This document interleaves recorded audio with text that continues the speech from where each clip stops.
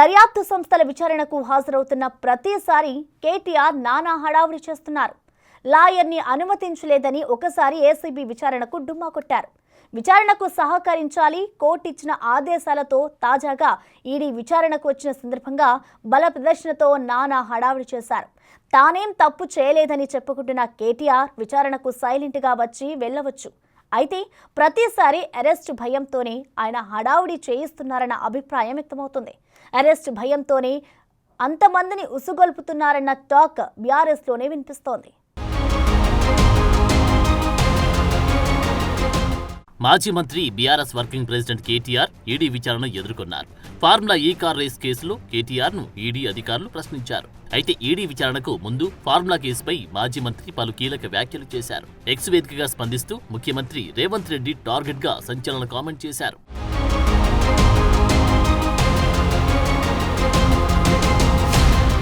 Formula ఈని తెలంగాణకు తీసుకువచ్చి ప్రపంచ పటంలో హైదరాబాద్ నగరాన్ని నిలపడం మంత్రిగా తాను తీసుకున్న గొప్ప నిర్ణయాల్లో ఒకటిగా నిలుస్తుందన్నారు. ఈ కేసు సందర్భంలో అంతర్జాతీయ రేసర్లు, ఈ మొబిలిటీ రంగానికి చెందిన ప్రముఖులు హైదరాబాద్ నగరాన్ని ప్రశంసలతో ముంచెత్తారని చెబుతున్నారు. ఎన్ని రకాల చిల్లర కేసులు, బురదజల్లి కార్యక్రమాలు, రాజకీయ వేధింపులకు పాల్పడినా ఈ రేసు ద్వారా సాధించిన విజయాలను తగ్గించలేవని తెలిపారు. మంత్రిగా ఉన్నా లేకున్నా బ్రాండ్ హైదరాబాద్ ను పెంపొందించడమే ఎల్లవేళలా ముఖ్యమైన అంశంగా తాను భావిస్తానని వెల్లడించారు. ఫార్ములా ఈ రేస్ హైదరాబాద్ నగరాన్ని అంతర్జాతీయ క్రీడాపటంలో నిలిపిందని చెప్పుకొచ్చారు. ఇలాంటి గొప్ప కార్యక్రమాన్ని నిర్వహించేందుకు విజన్, నిబద్ధత, హైదరాబాద్ నగరం అంటే అమితమైన ప్రేమ ఉండాలన్నారు.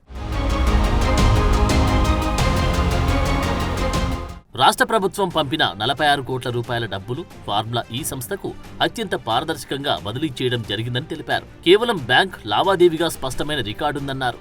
ఒక్క రూపాయి కూడా వృధా కాలేదని, ప్రతి నయా పైసకు లెక్క ఉందని స్పష్టం చేశారు. మరి అలాంటప్పుడు ఇందులో అవినీతి, మనీ లాండరింగ్ ఎక్కడ ఉందని ప్రశ్నించారు. ముఖ్యమంత్రి రేవంత్ రెడ్డి తీసుకున్న అసంబద్ధమైన రేసు రద్దు నిర్ణయం వల్లని రాష్ట్ర ఖజానాకు నష్టం వాటిల్లిందని అన్నారు. ఎలాంటి తప్పు లేకుండా కేవలం రాజకీయ వేధింపుల కోసమే కాంగ్రెస్ ప్రభుత్వం కోర్టు, కేసులు, విచారణ పేరుతో ఈ అంశాల్ని లాగుతుందని మండిపడ్డారు. ఖచ్చితంగా ఈ అంశంలో నిజమే గెలుస్తుందని, ఇదే అంశాన్ని రాష్ట్ర ప్రజలు, కోర్టులు కూడా త్వరలో తెలుసుకుంటాయన్నారు. అప్పటిదాకా న్యాయం కోసం తమ పోరాటం కొనసాగుతూనే ఉంటుందని స్పష్టం చేస్తూ కేటీఆర్ ట్వీట్ చేశారు.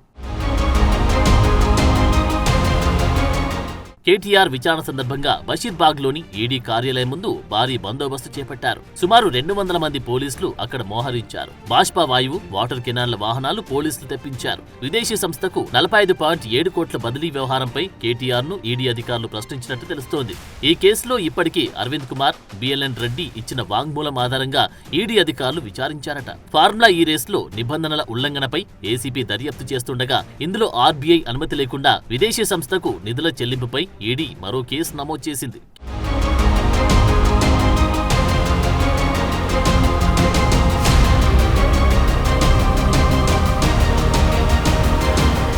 కేటీఆర్ విచారణ సందర్భంగా ఈడీ కార్యాలయానికి పెద్ద సంఖ్యలో బీఆర్ఎస్ కార్యకర్తలు చేరుకున్నారు. వారిని పోలీసులు అడ్డుకోవడంతో తోపులాట చోటు చేసుకుంది. దీంతో ఇక్కడ పరిస్థితి ఉద్రిక్తంగా మారింది. తానేమి తప్పు చేయలేదంటున్న కేటీఆర్, ఏసీబీ తనపై నమోదు చేసిన ఎఫ్ఐఆర్ ను కొట్టేయాలని కేటీఆర్ దాఖలు చేసిన క్వాష్ పిటిషన్ ను హైకోర్టు తిరస్కరించింది. దీన్ని సవాల్ చేస్తూ కేటీఆర్ వేసిన పిటిషన్ ను సైతం సుప్రీంకోర్టు డిస్మిస్ చేసింది. ఈ నేపథ్యంలో ఈడీ విచారణకు వచ్చిన కేటీఆర్ అంతా మంది మార్బలాన్ని మోహరింపజేయడంపై రకరకాల అభిప్రాయాలు వ్యక్తమవుతున్నాయి. అరెస్టు భయంతోని ఆయన పార్టీ శ్రేణులతో ఉద్రిక్తతలు సృష్టింపజేస్తున్నారని గులాబీ శ్రేణులే గుసగుసలాడుకుంటున్నాయి. మరి విచారణకు హాజరయ్యే ముందు మరి అంత పెద్ద పోస్టు పెట్టి హైదరాబాద్ బ్రాండ్ గురించి స్టేట్మెంట్ ఇచ్చిన కేటీఆర్ సైలెంట్ గా విచారణకు వచ్చి వెళ్లకుండా ఈడీ కార్యాలయం వద్ద చేసిన హడావిడికి ఏం సమాధానం చెప్తారో చూడాలి.